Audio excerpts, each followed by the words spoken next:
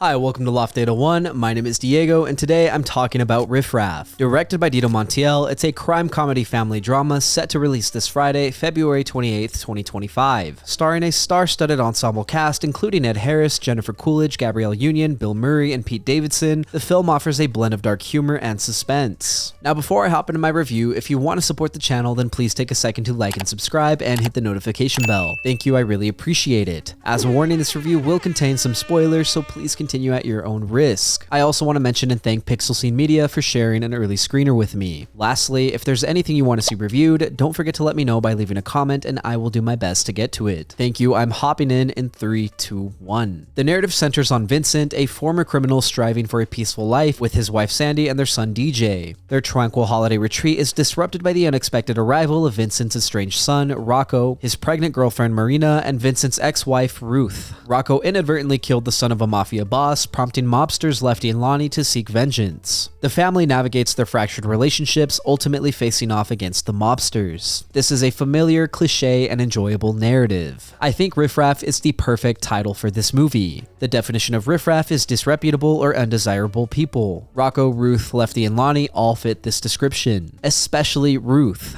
They're all vulgar, mean, rude, disrespectful, funny, violent, and dramatic. Watching this movie, I felt bad for Vincent, Sandy, and DJ. They are victim of the circumstances and didn't deserve the trouble Rocco brought them. This isn't to say that Rocco is a bad person. I actually think he's a good person, especially considering he was protecting his girlfriend when he killed Lefty's son. I like the dynamic and chemistry that Louis Pullman and Emanuela Postaschini had. Their relationship felt believable and I couldn't help but root for them. I think Marina was the character I wanted to see survive the most because of the way she treated Sandy and DJ. She was very, very kind to the both of them, and I think that kindness went a long way for me. Speaking of DJ, he's definitely the character I love the most. He's kind of an outcast nerdy child, and I love that. He gives homeschooler cosplayer vibes and is someone I would have hung out with back in high school. He's a dweeb, but he's very funny and well-meaning, and you can't help but root for him too. Miles J. Harvey, you killed it with your innocence and unexpected heroism. Now, I didn't care too much for his mom Sandy and her relationship with Vincent. This is nothing against the actors, but the age gap is just weird for me. Edharris is 74 and Gabrielle is 52. Age gaps like that make my skin crawl. More importantly, Vincent seems a little dismissive and inconsiderate of his wife's feelings. He could have kicked Rocco and Ruth out and put them up in a motel, but instead let them crash out with them. Given Ruth's awful attitude and loud mouth, if I were Sandy, I would be unhappy and demand they leave.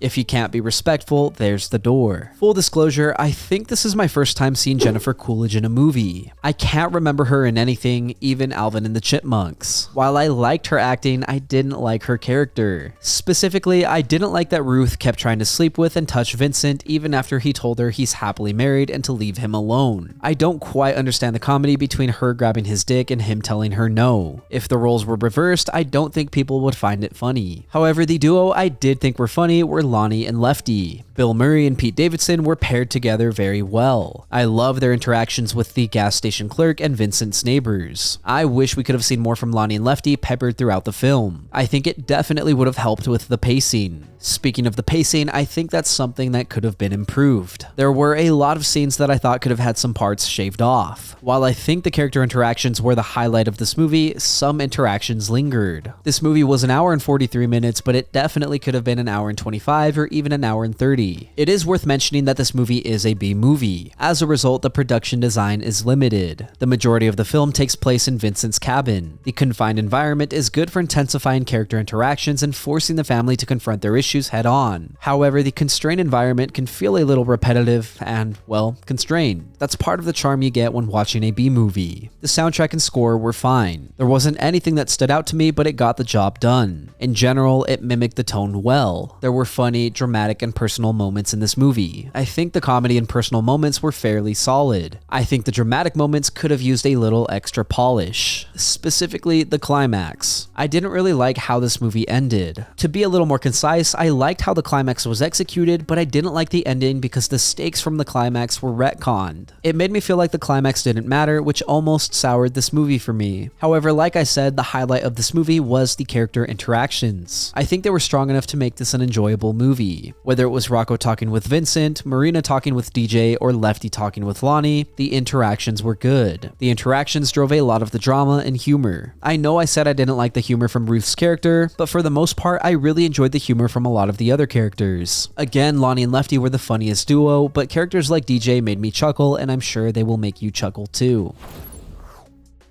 Riff Raff is a fun, if flawed, crime comedy that shines through its strong character dynamics, sharp humor, and fun performances. While it struggles with pacing, an occasionally uneven tone, and an ending that undermines its own stakes, the film still manages to entertain thanks to performances from Miles J. Harvey, Bill Murray, and Pete Davidson. The B-movie aesthetic works in its favor, lending the film a scrappy, confined energy that enhances its themes of family dysfunction and chaotic misfortune. However, certain aspects like Ruth's intrusive behavior and the age gap between Vincent and Sandy detract from my enjoyment. Despite these issues, the humor largely lands, and the crime elements, though familiar, are engaging enough to keep things interesting. So, if you're in the mood for a darkly comedic drama with a lively cast and some unexpected moments, Riff Raff is worth checking out. Thank you for listening to my review of Riff Raff. If you enjoyed the content, leave a like and hit subscribe. If you did not enjoy the content, thank you for sticking around. As always, I would love to read what you have to say, so leave a comment and let me know what you're thinking. Also, if there's something you want to see reviewed, don't forget to let me know and I will do my best to get to it. Lastly, if you want to see some more from me, then you can check out my vlogs linked up above or my podcast, Good Friends. Again, thank you for watching. My name is Diego and I will see you next time.